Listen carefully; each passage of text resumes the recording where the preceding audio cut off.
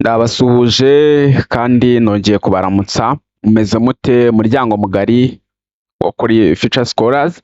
Mumeze mute? Nanone nitwa Nilo cyangwa se Robert Niyonkuru, Twitter wanyu cyangwa se ubafasha gushaka buri kimwe. Uyu munsi nibajije ngo kuki ubundi ntashaka scholarship nyine ahari yose uko angana mu Rwanda narangiza nkayabahereza. Ntabwo byari byoroshye, ariko n'ubundi nasanze ntabwo agiye kure yayo n'ubundi naberetse kuri YouTube yacu, n'ubundi YouTube yanyu n'ubundi ni nkaho ariho, ariko nyine ndaje kugira ngo nyaguhere icyarimwe ubashe kureba rwose, cyane cyane abantu bize ziriya combination MCB, PCB, ubwo hari indi yego, ndetse izo ngiye kukubwira zose, izo combination nibura na A2 muri nursing, kuba uyifite iyo degree. Indi wenda nk'iya East Africa University Rwanda niyo nibura isaba kuba warize combination zose. Mu yandi magambo, niba utarize nyine warize ibintu byose, application yawe rwose iriherereye muri iyi EAUR, sibyo? Twagiye sasa iya mbere rero, nk'uko ari video ya nyuma nasorejeho, ni bita ICK Kabgayi, sibyo? Rero iyi ICK Kabgayi nk'uko muri kubibona n'ubundi na amaprograme arimo, ni nursing A1 na midwifery. Noneho uburyo nyine binyuramo yuko nyine support niya chance ni international, sibyo? Hahandi nyine bavuga ngo iga aka kanya uzishyure nyuma. Rero nk'uko nari nababwiye, combination nibura zisabwa kwa applyingamo, kuko mwabyumvise ni nursing na midwifery, ubwo yuko ugomba kuba warize MCB, PCB, BCG, A2 muri nursing. Deadline rero nk'uko mwabibonye cyangwa se mugomba kubimenya kano kanya, ni ku itariki 31 z'ukwezi kwa munani z'uku kwezi turimo nyine, nicyo bishatse kuvuga. Rero ushaka gukora iyi application, twandikire nonaha niba uri kumva uri gucikanwa, dore amatariki ari kwihuta, ibyo bitaza kukugora. Twigereye ku ya kabiri rero.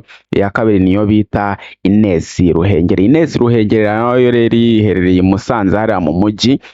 Aho iyi programme ya mbere ni non physician anesthesia BSc na biological laboratory science. Noneho uburyo ni full funded tuition muri under Ministry of Health Plan. Ubwo nyine iyi niyo scholarship nyine ya noneho combination ni ukuba warize muri secondary cyangwa se muri high school MCB, PCB, BCG na A2 muri nursing n'ubundi. Rero application yayo iri kwihuta nyine, ni nkaho ariko nabivuga, kubera ko application yayo kuri 18 iraba irangiye. Mu yandi magambo, niba uri kumva waracikanwe, ku itariki 18 rwose iraba ivuyemo. Amahirwe yawe ashobora kuba ya rero, witindiganya, applyinga nawe ujye kwiga muri izi programme nakubwiye. Twigere ku ya gatatu rero. iya gatatu niyo bita EAUR. Programme zirimo rero ni film making kabisa, ni ibintu byiza bya danje. Niba ushaka gutera imbere vuba vuba wakiga ibi bintu. iya mbere ni film making, iya kabiri ni tourism and hotel management, gatatu ni mass communication, business administration, ni iya kane industrial art na design, iya gatanu ya nyuma ni education. Igiramo campus abiri, ushobora guhita muri kwa applyinga, ni Kigali na Nyagatare, uhitamo imwe. Iyi covering rero scholarship mu buryo bugera muri butatu: hari 100%, hari 50% na 25% cyangwa se ukishyurira wowe bitewe n'ibizamini wakoze, nyine uburyo wabitsinzemo. Sasa igisabwa gusa yuko ugomba kuba warasoje senior 6 cyangwa se level 5 what nyine nyine icyo ari cyo cyose, ntabwo bigendera ngo MCB what no, icyo ari cyo cyose. Rero naho application iri kuraninga off, iri kugenda irangira, kuko ku itariki 22 z'ukwezi kwa munane iraba ivuyemo, niyo bita East African University Rwanda. Nk'uko nahereye kare mbikubwira, ukeneye any help, ukeneye ubufasha twagufasha, kuko urabona nyine zose iminsi iri kugenda irangira gake gake. Ni ibintu udakwiye gucikwa. Reka twigere ku ya nyuma rero, niyo bita Mount Kigali University, Mount Kigali University Rwanda. Sasa iyi yo nayo ni ukuba ushaka kwiga kimwe muri ibi bibiri, hariho medical laboratory science sibyo na dental therapy. Noneho iyi ikaba covering full tuition under Ministry of Health Plan, ibintu nk'ibyo nyine. Noneho ni ukuba warize noneho muri segonderi MCB, PCB na BCG. Noneho nk'uko muri kubyumva nayo iri kurangira, nk'uko nabibabwiye rwose, nayo iri kurangira kuko ku itariki zo muri uku kwezi 18, bivuze ngo iyi na Ines Ruhengeri bizaviramo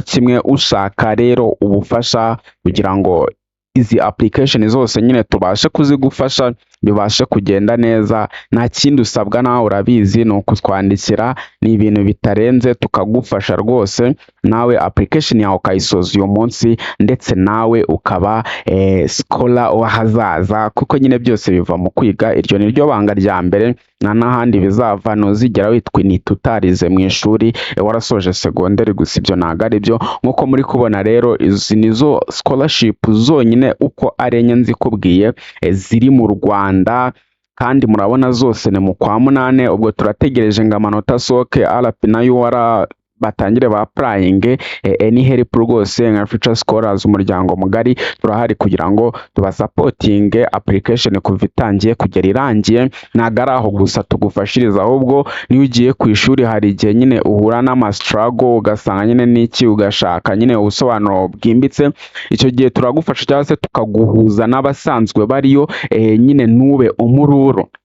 Ako kantu nakumvishe n'ubu mururo. Noneho nje ndi Nilo your Tita, na ubutaha muri video ikurikira. Bye.